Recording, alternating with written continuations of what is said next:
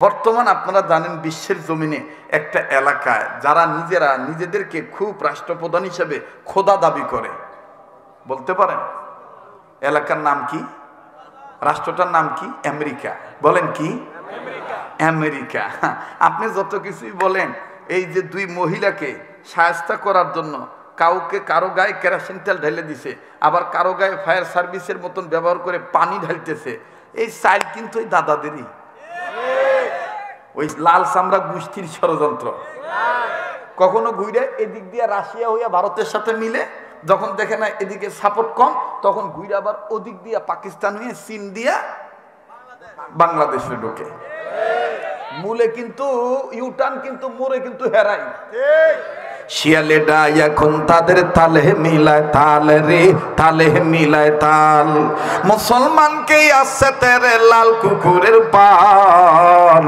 শিয়ালেডা এখন তাদের তালে মিলায় তাল রে, তালে মিলাইতেছি আমরা অনেকে তাল। দাদা, নিজের সরকার তেল দেন, মানুষের সরকার তেল দিয়ে কোনো লাভ নাই। আপনি মানেন আর না মানেন, রাত করে শোয়ার সময় খালি মাথার চান্দি সর্ষের তেল দিবেন আর পায়ের তালুতে সর্ষের তেল ব্যবহার করবেন।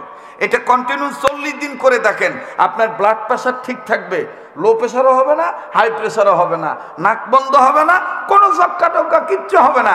আসলে আপনি তেল ভালো মতন ব্যবহার করতে পারেন না, কথা কয় না? আপনি ব্যবহার করতে পারেন না, দোষ কি আমার? দোষ তো আপনার। আপনি কখনো বুঝির ব্যবুজির বলে বলেন আমেরিকা আমার খোদা, কখনো বলেন রাশিয়া আমার খোদা। না না, আমার রব একজন, যিনি আমার আল্লাহ।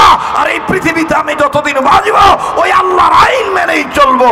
আলা লাহুল খালক ওয়াল আমর, সৃষ্টি যার, আইন চলবে তার, কোন আমেরিকা রাশিয়ার নয়। দাদা আমার কথা কইতে দেন দাদা। জি দাদা, কষ্ট হইতেছে?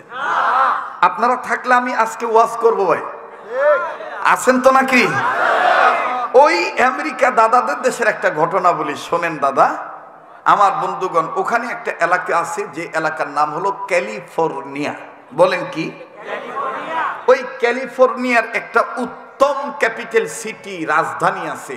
একবারে পণ্ডিতদের, টাকাওয়ালাদের, higher educated person, graduate person, high সোসাইটির মানুষের বসবাস, টাকাওয়ালাদের বসবাস, সঙ্গীত শিল্পীদের বসবাস, বুদ্ধিজীবীদের বসবাস।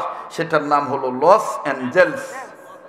অনেকে বলে লস অ্যাঞ্জেলস, কেউ আবার লিখেছেন লস অ্যাঞ্জেলেস। কথা ঠিক আছে না? জি জি জি। আপনারা দেখেন ওখানে বসেই কিন্তু বুদ্ধি পাকানো হইতো কোন মুসলিম রাষ্ট্রে কতটা বোমা নিক্ষেপ করা যায়। যারা সারা জীবন মুসলমানদেরকে জ্বালাইছে, এখন খোদাই গজবে তারা নিজেরাই জ্বলতেছে। গরু উলঙ্গ থাকবে এটাই স্বাভাবিক, মানুষ পোশাক পরবে এটাই স্বাভাবিক। আমার আজকের হেডিং কিন্তু এইটাই।